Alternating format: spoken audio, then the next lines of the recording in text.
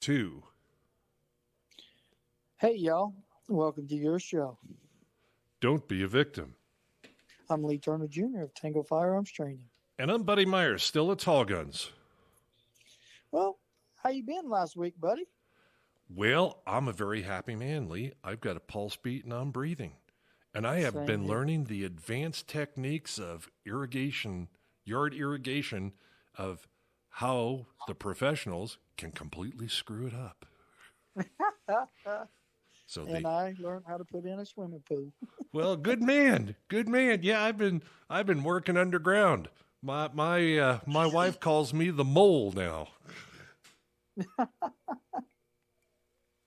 Yeah, it's just, sometimes it's amazing work that, quote, professionals do and what you find post their activities when you go in to repair something.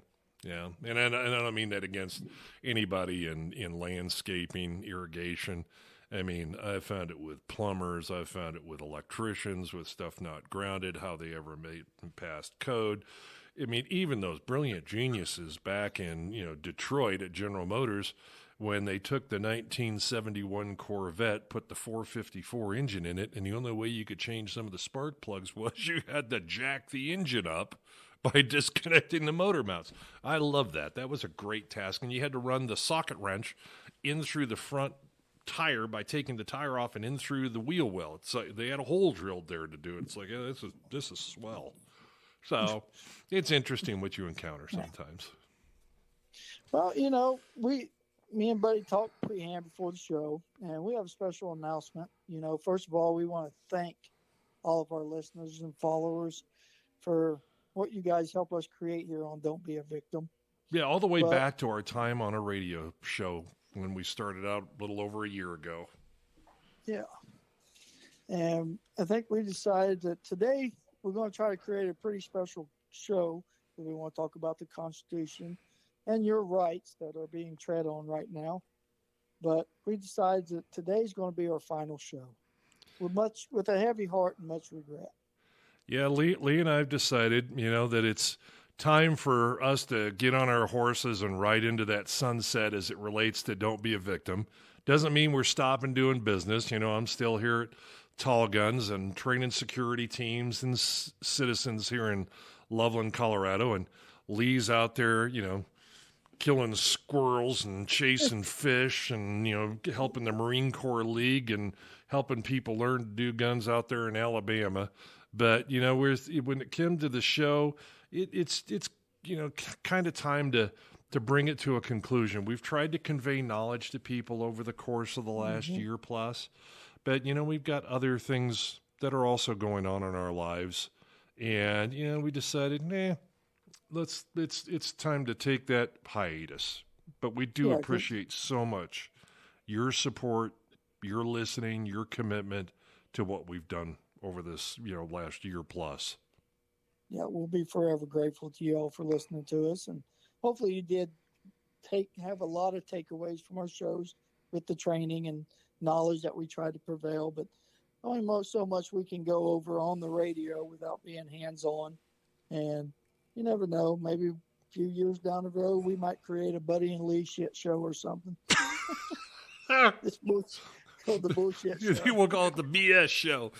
Welcome to BS with Buddy and Lee, or Lee and Buddy, or we'll just call it BSLB. Like BS with Lee and Buddy, yeah. BSing with Buddy and Lee. BS. We can BS sometimes. No way, man. Never. Never. I mean, we can BS so much that even my wife says, okay, you going to call Buddy? I'm going to go to the bedroom and do some stuff. Okay. Yeah, my wife goes, go downstairs, use the extension downstairs, talk to him down there, because this is going to be a while. I'm trying to listen to a show here. Okay. So, yeah, we wanted to talk about today was the Constitution. We want to kind of go over some things that you should know, because they're easily found. You can get you a pocket Constitution anywhere, and I always keep mine, because you do have rights. And some of these rights that they're not that the government gives us. These are rights you are born with. But this government that's in place now feels like they're the rights they gave us, which I'm definitely not in agreement with. And I'll tell you what, I'm kind of torn in the fact that, I think it's been lots of different governments, regardless of which party's in power, that people have lost their way for greed and for power and for position. And they forget who gives them that power and that position. It's what I've got tattooed on the forearm, on my inner forearm, on my left arm. This thing I see every morning, first thing when I get up in the morning, says, "We the people." No, you'll find nowhere else in documents those three words so predominantly put forward as on that document. And they're definitely, especially by the new culture coming around, being definitely taken granted for. Because men and women have sacrificed their life for those three words. Because it starts. Our Constitution gives us the inalienable rights to live, to choose how we live here in the United States. And believe you me, people, that any right that you give up today, your grandchildren will not know about. And if they have to fight to get it back, it's going to be one hell of a fight they're going to go through. So each generation must maintain this Constitution, must defend it.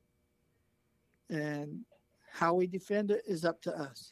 Yeah, because that preamble in the Constitution, those three words, "We the people of the United States, in order to form a more perfect union, establish justice, to ensure domestic tranquility, provide for the common defense, promote the general welfare, and to secure the blessings of liberty to ourselves and to our prosperity, do ordain and establish the Constitution of the United States of America." That defines what government is. To provide for the common defense, to provide for the domestic tranquility, and for the general welfare of the people. Nowhere does it say, me, what have you done for me today? Nowhere does it say that. Mm-mm. And those, and even within those rights, everybody talks rights. The Civil War. We had a great Civil War in this continent, this country, over state rights and over the rights and the treatments of other human beings. And we fought that Civil War. But it was over, essentially over rights. The rights of freedom, the rights of liberty, the rights of the states to set forth how they move, not the federal government, and that all men were created equal by God Almighty under the Constitution. And, which brings us to me, there's other preamble, and I tell you to read it, but, the 10 most important amendments that were first put into the Constitution that we call the Bill of Rights. Mm-hmm. The Bill of Rights. Everybody talks about rights. And everybody, you hear everybody talk about the First Amendment. That it states that Congress shall make no law respecting an establishment of religion or prohibiting the free exercise thereof or abridging the freedom of speech or of the press or the right of the people to peaceably to assemble and to petition the government for a redress of grievances. Wow. That's a lot there in that First Amendment. Yeah, that's a big one. Mm-hmm. Now, people, the Bill of Rights has been effective since December 15th, 1791. Since 1791, we've had these rights. In less than 300 years, we're about ready to lose them, one by one. Yeah, which is not exercised, or that is not defended, can be lost. And freedom is lost in silence. Freedom is lost in silence. Think about that for a minute. Freedom is lost in silence. If you do not say something, you do not, I'll use the term from the South, pitch a fit about something, it's going to be lost. You have these rights that need to be exercised. The government cannot establish a governmental religion.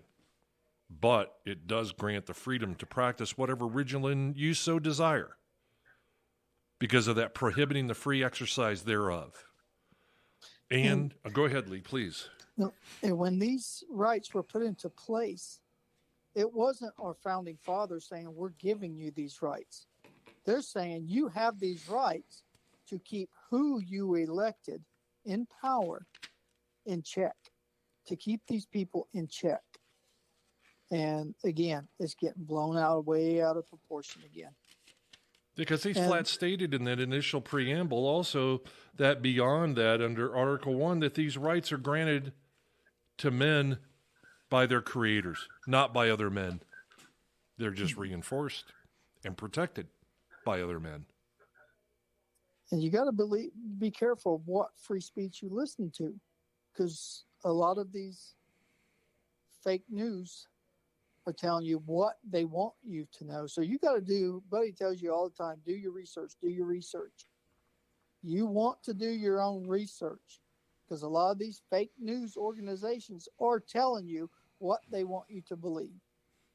Yeah, always check multiple sources. I listen to, and read multiple sources of news, and I always listen and take everything with a grain of salt.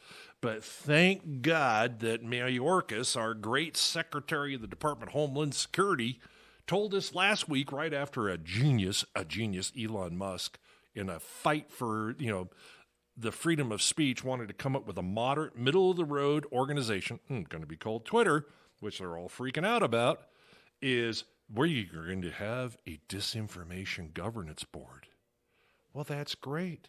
Who's, Miss Jenniquitz is going to run it, who has been a very proactive, disinformation spreader of her own, and she admits that was part of her career at a very popular Washington think tank. But, there was another guy that was in charge of disinformation one time, and he ran the Ministry of Propaganda in Germany in the 1930s, and they were in the 1940s. Wasn't he called Hitler or something? Oh, no, that was the top guy. We're talking about a guy named Goebbels. Oh, that was his job. Yeah. That was his job, to run around, spread disinformation. But remember, freedom of speech. And they go, well, no, we're just going to try to make sure and that with this disinformation is, from other sources. Well, why do you get to make that choice? Why you don't think we're smart enough to be able to analyze things? And oh, by the way, if you ever read George Orwell's 1984, the Ministry of Truth was in there. This is their version of the Ministry of Truth. Now, why do you think Biden is coming out with this so hard right now? Because I want to get reelected. Who bought Twitter. And now there's going to be two sides of the story that can be posted, not just one side. I got to stop for a bit. I don't think Biden is cognitively aware enough, they're smart enough to come up with this type of crap. I mean, let's go, Brandon. Matter of fact, he said this guy, Brandon's having a really good year last night in the Washington, or on Saturday night at the Washington's press dinner. And I don't think he's smart. I think it's the people that are behind the scenes that are pulling the strings, because he's not smart enough. And they're scared to death now that we're getting ready to fight fire with fire. They can say their lies, and we can combat it with another side of it. And we're not going to be banned. We're not going to be shushed. We're not going to be muzzled and put into Facebook jail. Well, not on Twitter you won't be, but still on Facebook you'll get put in Facebook jail. Well, no, I don't know about Twitter. I mean, maybe if I change my name to the Ayatollah Khomeini Gondona Ghedini, or to some other individual, I could keep, or maybe Putin, keep my name up there on Twitter, because they haven't struck either of those guys down. They haven't struck either of those guys down. They're still up there. It's only what they want you to hear. Well, yeah. But so now, with that said, we wouldn't have a first without the second. Yes. Which reads, a well-regulated militia, comma, being necessary to the security of a free state, comma, the right of the people to keep and bear arms, comma, shall not be infringed. Those commas are in there for a reason, people, because it's breaking it up. It's not just saying a militia has the right to bear arms. It's saying the right of the people also has a right to bear arms, and they shall not be friends because you have a right to self-defense.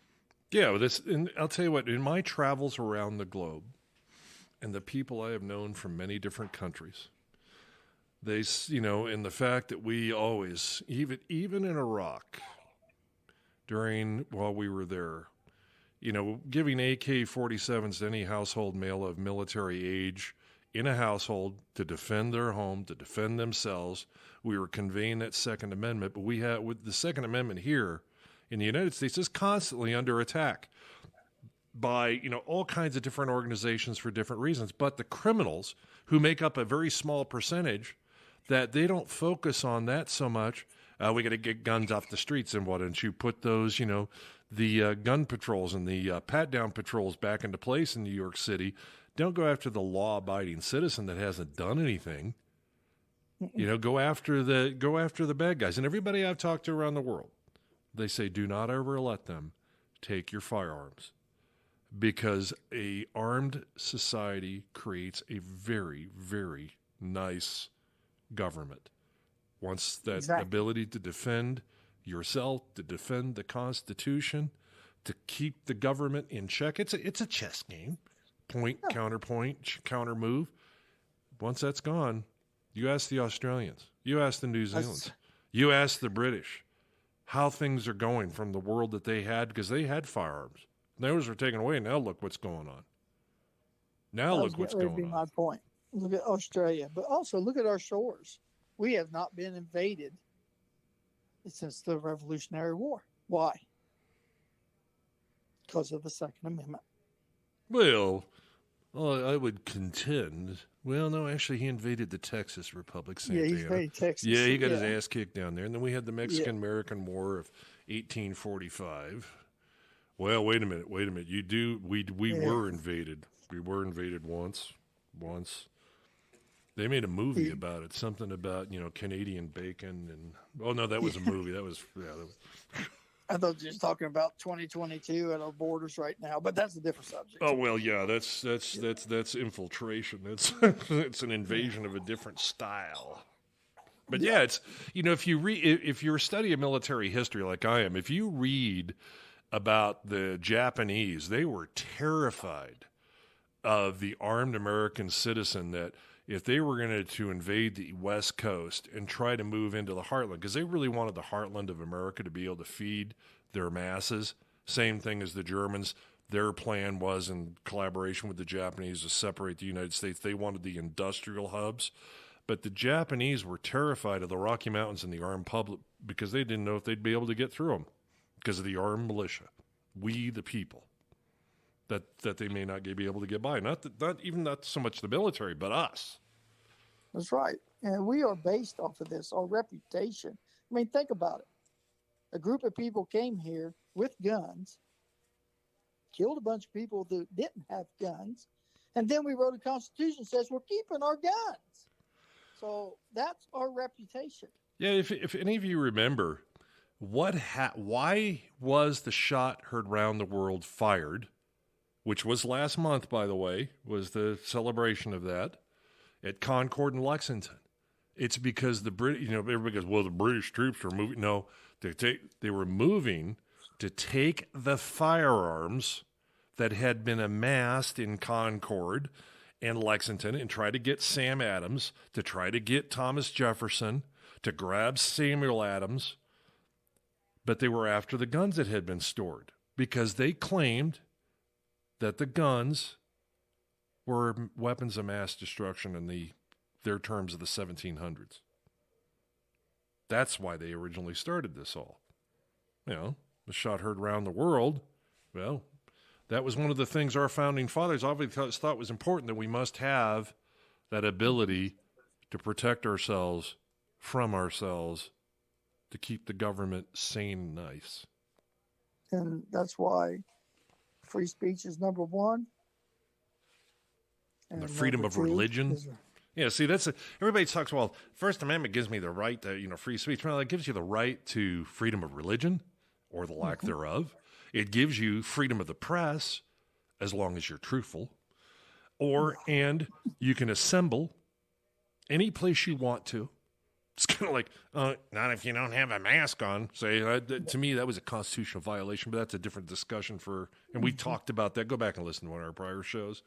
And that we could petition the government to address our grievances. Well, that's where we submit things to get them on to ballots with enough signatures to be able to have them voted on, and that we can go before our city councils, before our Congress, as long as you don't scare Nancy and AOC that you might be a terrorist, a domestic terrorist, because you said something they didn't like. And, that's all in the First Amendment, folks. There was a reason that they put this in there. You didn't want to have somebody from the government saying, you can't say that, you can't talk, you can't speak, you can't do this, you can't do that. It's why even, I don't know how many of you ever traveled to London. In Hyde Park, they have a place. There's lots of places, but basically you used to put up the soapbox, stand on it so you were taller than everyone else, and be able to speak and say something. Even the British and the Magna Carta thought that was important. Well, our forefathers put it in here. Now, the Third Amendment. Now, you might find this one funny nowadays. It says, no soldier shall, in time of peace, be quartered in any house without the consent of the owner, nor in time of war, but in a manner to be prescribed by law. The British, at the time prior to the Revolution, they just stick their soldiers in anybody's home they wanted to, and you had to feed them and care for them while they lived there. And you didn't have a choice. You didn't get compensated either. Kind of like when the in-laws show up. Yeah. Yeah. We're coming for a couple of days. 6 months later. A lieutenant in the British Army could roll up to a farm in Virginia and say, I have a bunch of wounded soldiers. You're now going to care for them. You can't do that. No. You have to say, okay, I will, or no, take your wounded soldiers and get off my land. You have that right. Yeah, they can't just come in your home and say, well, this is a nice home. I've decided I want to live here for a while. Now, the next one, and I'm going to pick this one. This is a hot ticket for me. The Fourth Amendment, the right of the people to be secure in their persons, houses, papers, and effects against unreasonable searches and seizures shall not be violated, and no warrants shall issue but upon probable cause supported by oath or affirmation, and particularly describing the place to be searched and the persons or things to be seized. This is really important, folks. I hear people say, well, I'm not worried about the government looking. I got nothing to hide. It's none of their damn business. They have to have a warrant to look at it. I was amazed to hear that as a result of a Freedom of Information request that last year the FBI did 3.21 million warrantless searches of cell phone data, text messages, your online Skyping messages, emails that are all housed in a giant government repository. Mm-hmm. Well, they're getting around that one. I don't have anything to hide. No, I don't, but you've got no right to look at my private communications. None. That would be like opening up a letter that I'm sending from one person to another. You need to be aware. And they can't, there's probable cause standards. I teach Fourth Amendment stuff to security teams. Yes, they can do searches without a warrant, but it has to be probable cause. And what probable cause would be, let's say you're in a motor vehicle and they say, do you have a firearm in the car today? No. And you knowingly know that you do, and they see it and they say, well, get out of the car, we're going to search a whole car. Because they can't search the car otherwise. But that becomes what's called, it meets the probable cause standard. Otherwise, they got to have a warrant. They got to have a warrant to do a search. And this is the one where I talk about, and boy, I get cranked up, Lee knows on this one, that freedom is lost in silence. They do not have a right to search your materials, to search your yard, to search your house, or anything without a warrant. Case in point, this is a big one with me too, because I caught this, and I'm assuming it was a governmental agency because I do hydroponic gardening for vegetables and things during the winter. I had a drone buzzing around my house about 45 days ago, 2:30 in the morning. I could hear it. I could see it dropping down below the rooftop, down around the windows. Now that, and the fact it didn't have lights, I mean, if you know anything about drones, and I've got a couple of them we use in the business for inspection purposes, that somebody was looking for something. And the duration of the flight that stayed there, that was not a commercially available drone. And the size. It's like, yeah, I kind of know who this is.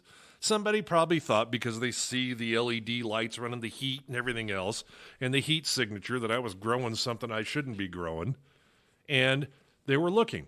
But see, this is where within the Fourth Amendment here, that doesn't require a warrant, because they would claim that it's open air, because technically you do not own the airspace above or around your home. You own the ground.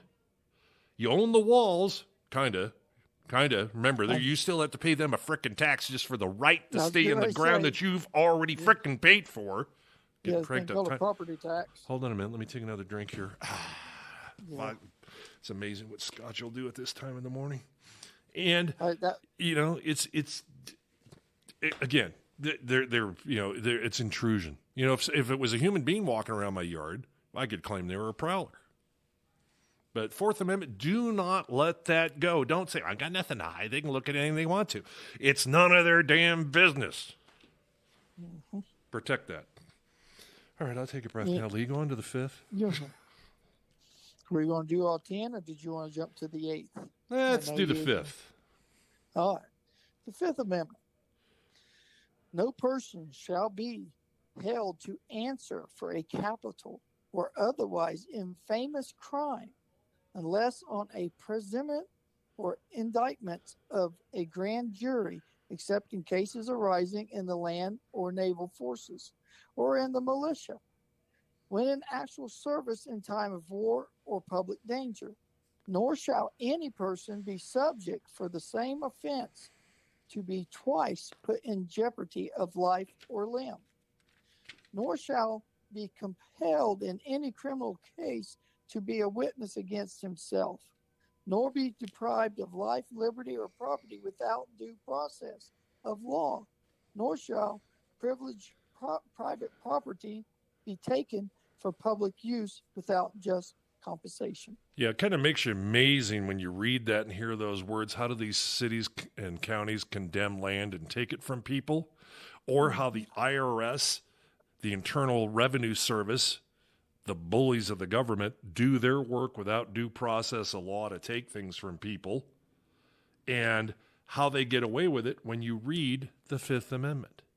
Yeah. Or the fact, that you can't be held for a crime without lawful identification of a charge, an arrest, or a grand jury making a decision. This is also the one where you never want to say anything if something happens in your life without the advisement of attorney, and it ties directly to the Sixth Amendment. Take the time and read the Sixth Amendment too, because when people say, well, invoke your Fifth Amendment right, invoke your Fifth and Sixth Amendment rights when you're dealing with law enforcement or even in a civil matter, because it's, you want to make sure you understand both of those real closely. Yeah, because number 6, that's definitely anymore. It's just they sidestep so much of this stuff. Because number 6, in all criminal prosecutions, the accused shall enjoy the right to a speedy trial, to a speedy and public trial, by an impartial jury of the state and district wherein the crime shall be held, but shall been committed, which district shall have been previously ascertained by law, and to the informed of the nature and cause of the accusation, to be confronted with the witness against him, to have compulsory process for obtaining witnesses in his favor, and to have the assistance of counsel for his defense. That's why you say, I want an attorney. Yep, because you don't want them to take your property into the Fifth, and you don't want them to force you into making a statement that goes against you. You always invoke the Fifth and the Sixth, always, no matter what it is. No matter what it is. If law enforcement, I'd really like to have an attorney present for any further discussions, or when people say, "Well, sure, come on in, take a look inside." Good God, Fourth, Fifth, Sixth, Come on, people. Yeah. Just because they're the government, who gives a crap? Yes, back in the day, so many false confessions were beaten out of people. I'd say back in the 30s. Yeah, I mean, it's seriously. I mean, it's nuts. And even back to that first about this whole thing about peaceful assembly. Yes, we have the right to peaceful assembly. You do not have. I mean, again, and they can't come in and bully you out of the way and say, "Well, you can't be here." No, I'm sorry, I can be. This is a public park. This is a public area. I'm aggressing. Or have somebody send their jackbooted little troops called Antifa in, like what happened in Portland, against a lawful assembly of somebody who wants to run for office in front of the police department, and they decide they can attack them, but nothing happens to them. But if that had been that other person pushing back against an Antifa rally, oh my God, we'd have had a response and a half. In the Seventh Amendment, in suits at common law, where the value and controversy shall exceed $20, the right of a trial by jury shall be preserved, and no fact tried by a jury shall be otherwise re-examined in any court of the United States than according to the rules of the common law. This pertains to when somebody sues you. You have a right to trial. You got a right to trial. And $20, think about it. When this was written in 1791, actually it was written in 1789, they sent it out to everybody to ratify by 1791, is $20 a lot of friggin' money back then. Yeah. But you have a right to have, it was big money. It is big money. And now, the Eighth Amendment. Excessive bail shall not be required, nor excessive fines imposed, nor cruel or unusual punishments inflicted. This is what drives excessive force. The incidents 2 years ago in Minneapolis, excessive force. They can't hold you forever. It's kind of like, how do I put this? There was a young man involved here in Denver, a security officer, working improperly, should have been properly licensed, drew his sidearm to defend a news crew that the news crew had asked him to carry a gun, even though he wasn't supposed to defend them against an attack by somebody. And the attorney, the district attorney at Denver put him into jail because they thought maybe he killed this guy improperly. Well, the guy had bear spray, pulled it out, but he'd been running around displaying a gun earlier, and he shot him. Well, they put him in jail. That kid sat in jail in solitary confinement with no visitors for 7 months. He just got out here a few months ago. That is direct violation of the Eighth Amendment of the U.S. Constitution. Incarceration. Exactly. And he did not get a fair and speedy trial. Also a violation of his other rights under the Constitution. I'm going to say, but he got unplugged. But going on with that Eighth Amendment, he's exactly right. You can't be put in jail and say, well, we'll get to you at some other point. No, they can't. We'll give you a trial here in 3 or 4 years. And a lot of people, I would have been screaming Amendment number 8 on that one if I'd been sitting into that jail. Oh, yeah, if I was his attorney, I'd be going batshit crazy. Are you back yet, amigo? Hold on a minute. I'm surprised I'm not. Hold on a minute. You got me there? All right, so yeah, in regards to, that Eighth Amendment, I mean, that kid, he was in violation. I mean, they violated his Eighth Amendment rights. They violated him in his Fifth Amendment rights. They got him after his Sixth Amendment rights. It's like, holy crap, because they held his gun. They denied him the right amount of time to get to court, and then they dismissed it with no charges and no what's called prejudice. Because if you discharge with prejudice, then you can go back and charge somebody later. But with no prejudice, they don't. It's like, okay, this makes great sense. Yeah, like I said, they sidestep all of our amendments so hard with excuses, and that's why you keep a pocket constitution on you, people. Well, yeah, it's just yeah, exactly. And then the Ninth Amendment. The enumeration in the Constitution of certain rights shall not be construed to deny or disparage others retained by the people. Well, that means if you're elected, you don't lose those rights. It doesn't mean you can be denied or disparaged of those rights. And then there's the big one, the 10th Amendment. The powers not delegated to the United States by the Constitution, nor prohibited by it to the states, are reserved to the states, respectively, or to the people. To the people or to the state. This is where the whole thing, state rights, 10th Amendment. There's your Civil War background. That's why. If it's not defined in the Constitution or defined as a federal mission, then it belongs to the states. Case in point, do you want the federal government delivering trash service to your home? Or do you want a public entity or the state or the city that you live in? Exactly. Because if the city and the state doesn't do it, it's now to the people. So, hey, guess what? That means a private enterprise can pick up trash.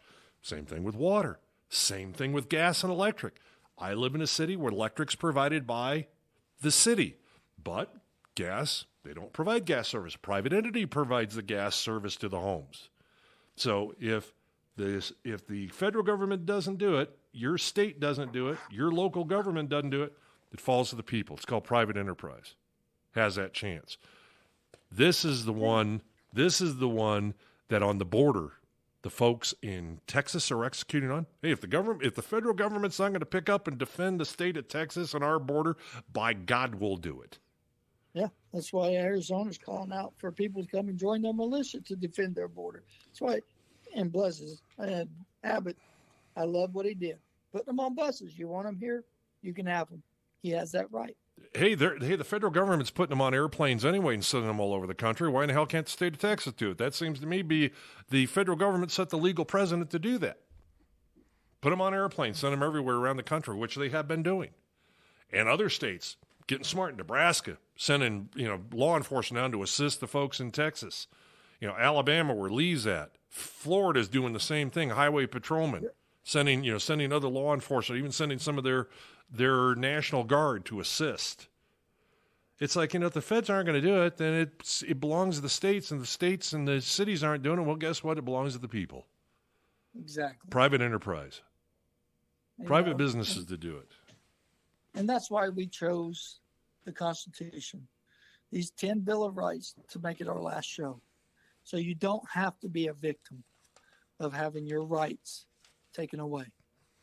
Yeah, these rights, and in the amendments to the Constitution, I mean, one that I love, the 14th, which assures equal protection to all under the law, and that everybody is a citizen and should be treated the same, and all the way up through all these various amendments that we've got in here that have been ratified, that have been turned over the course of time, that are in. You need to read, you need to understand the powers by which they drive, the equal rights for women and for people of all different types of, color, and, even, Native Americans, as my background.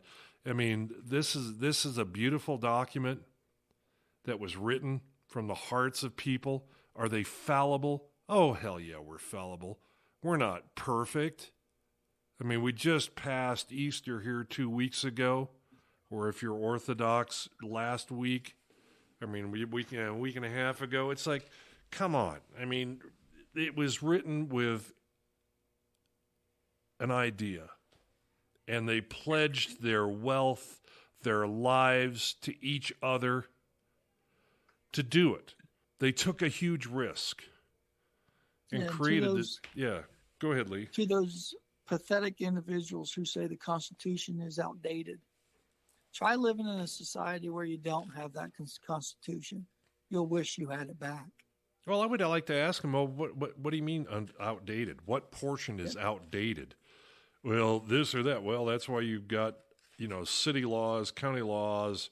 You can add an amendment to the Constitution if you so desire, call forth a constitutional Congress, have it voted and ratified by the states. But what's outdated? What's outdated out of it? This isn't like your frickin' Apple, phone number 117 that they outdate it because they want to make some more money off of you. It's like, no, this document's prevailed. It's got amendments. It's been, changed. It's a foundation. Just because you don't like the way your front room looks, you don't take the foundation out of your house and put a new one underneath it to make the front room look nicer. You just change something that's on the wall. You make an addition to it. You look at it and go, well, no, actually the foundation's really stable. Why in the hell would I want to pull that out just to, change the color of the walls in my front room? True.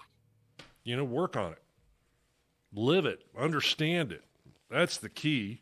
Living and understanding what you've got. Get your pocket constitution and keep it with you. Read it. And like Buddy said, understand it. That's the most important part. What he said was understand it. Yeah, there's some stuff available. The Great Courses series. There's one on the Constitution, on the Forefathers. Read the Federalist Papers, for Christ's sake. Take some time and read and understand how forward-thinking our founding fathers were on topics. Read a book called 1791. Excellent book about what went on in the negotiation around the Constitution. Because you know what? Jefferson, who everybody's knocked, and said he needs to be canceled because he was the racist, he owned slaves. He actually wanted to release and free people that were slaves, and other states voted it down. He actually wrote that in the original Constitution of the United States. So they don't even know what the hell they're talking about. It's just something for some people to complain and not peacefully protest. It's like, are we perfect as a country? Hell no, we're not. But are we better than the most? Oh, hell yeah, we are. Oh, hell yeah, we are. The Constitution. Even look how the Canadians treated the truckers up there, what went on. Because they don't have the same rights we have here in the United States of America. Look how they were treated and what happened. Look at what's going on in France. I mean, Macron's changed his tune a little bit. The Germans, the Brits, our closest, family member to the founding. This document, this Constitution, was based upon the Magna Carta. It was based upon the Bible.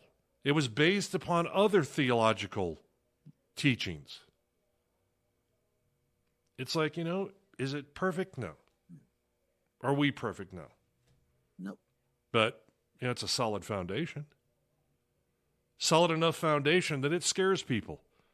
It scares people to death. For example, there was a person who wanted to tear this down. And yesterday was the 11th anniversary of a young Navy SEAL named Rob O'Neill taking that bastard out for what he did to us. His name was Osama bin Laden. I just watched him yesterday, and he did a great service, not only to the United States for a payback, but to the world. Yeah, this guy was evil. Evil. He wanted, that's right. There's no problem taking away 3,000 souls in one pop. And then another 7,000 in a war, and tens of thousands who are maimed from it, and others who will carry the scars of war with them the rest of their lives. That's why this woke culture, preaching for communism, you preach for something you know nothing about. Go live it. Then come back here and preach it. Yeah, have him go over right now. I'll tell you what, if you think it's such a great environment, I want you to go over. I want you to go to Belarus. I want you to go to Russia. Get yourself conscripted and go down to Ukraine. Yep. Or you go live there as this economy of theirs turns south, and you try to say something, well, I don't like that. You watch what happens to you. Watch what the advocates that were on the streets protesting against the Ukrainian invasion in Russia, where are they? You do the same thing. You go over to China. What happened to the people in Tiananmen Square? What happened to the ones in Hong Kong? You don't hear no more from them, do you? Go back in history to Cambodia. The killing fields, a guy named Pol Pot in the Khmer Rouge. Those that resisted. You go back a little further, even to Vietnam and Ho Chi Minh. And they made sure that things were going to happen the way they wanted to. because they would kill your teacher's family, and anybody related to that teacher going back, a generation at least. Yeah, I mean, you can get rid of the influence. But, yeah, you want to live in that world, you go right ahead. There's a reason all of these, quote, communist structures have aspired to the Western world economically. I mean, China, good God, those people, cell phones, cars, they want to be us, but their government doesn't want to give them what we have got. Why do you think so many people come across the 70-mile strait from Cuba to South Florida and put their lives at risk versus people going the other direction? I don't see a lot going the other way. We can never say it enough. The rights you give up today will never get back. Yep. Freedom is lost in silence. You gotta be mouthy. But you be mouthy respectfully. You be mouthy with dignity. That's a thing we've lost in this country, how to dignify our position and debate. I used to love to debate people on, I'd even play devil's advocate and take a different role even if I didn't believe in it, just to have the conversation. Because, our ability to have conversation and share ideas and share counterpoint is how we got better. But now we don't do that anymore. We call each other all kinds of foul names and disgusting names, and you're this and you're that and you can't think right, versus saying, okay, let's talk. Let's debate. You're a racist if you don't agree with me. Oh, God, yeah. There's an overused word, racist and a fascist. Well, because the fact you even said that makes you the real fascist at the end of the day. But it's, that we've lost this ability to debate, to listen. And I contend you, it didn't just happen the last 4 years. It didn't happen the last 8 years. It didn't happen the last 12 years. But sometime around 14 years ago, 13, I started to see it happen. I used to say all the time about we've lost the ability to talk. I definitely say early 90s, somewhere around there. Yeah. That's when I started to see it erode down hills. And one of the things that I would say came about, we had these cell phones come about, the internet come about. We didn't have to talk to people. We could send out all kinds of crap by text messages and by emails and not get in front of people and be able to really talk with them. And, we lost this thing of dignity and communications and respect for the other person to hear what they've got to say. Because I'd get into conversations with some people. I'd sit there and I'd listen, and then I'd go to voice my position, and they'd start yelling and screaming, and it became a way of strategy for the individual's political party that they belong to. And now it's across the entire board. It's just like... I call them keyboard warriors. They'd be too coward to speak their perspectives on a battlefield, but they behind a keyboard where they're inside of locked walls, they don't have a problem disrespecting people and just internet trolls, man. That's what we called them, right? Internet trolls. They'd say that's, to me, I like that face-to-face dialogue. I've ran for political office. I've had to go to sit and do debates and present a position against the person I was running against. I've had to do that my entire career with selling ideas and concepts within various organizations and getting people on board that say, okay, you guys willing to get behind me? It may cost us all our lives, but by God, here's what we're going to do is, we've lost that ability to talk and to listen and to share ideas. Yeah, we could argue ourselves blue in the face, but we can go down, sit down and have a beer later on, still be friends. That's a different discussion. But now, for some reason, it's all or nothing. I don't know where it's come from. Again, don't fall trap to what's going on. Don't be a victim. Remember the beauty of the Constitution. Remember the beauty of sharing and being open, but defend it with all of your might. I have a poster in my office that I got from the United Kingdom that says, freedom is in peril, defend it with all your might. And I see that every morning along with the other one, which is keep calm and carry on, that I got both of them from Middlesex. Signs that those people put up, the Home Office came up with during the Second World War. But oh boy, how true they are today. Keep calm and carry on. But remember that freedom's in peril and defend it with all of your might. Well, Lee, we've been carrying on now for almost 40 minutes. Yep, I think we'll just do our farewell. Again, I want to thank everyone and all of our followers and listeners. And definitely, as a farewell, watch your six. Protect your rights. Get your Constitution, learn it. And as always, as long as you have our Lord and Savior in your life, 6 feet ain't so far down. And it seems so apropos for me to close as I always do. Remember, freedom is not won on the battlefield, but in the classroom and in the home. Know what your children are being taught, your grandchildren are being taught, and teach them about freedom and what it really means. And we wish you a good life, the best of luck, and remember, freedom is lost in silence. Don't be quiet. Take care, y'all.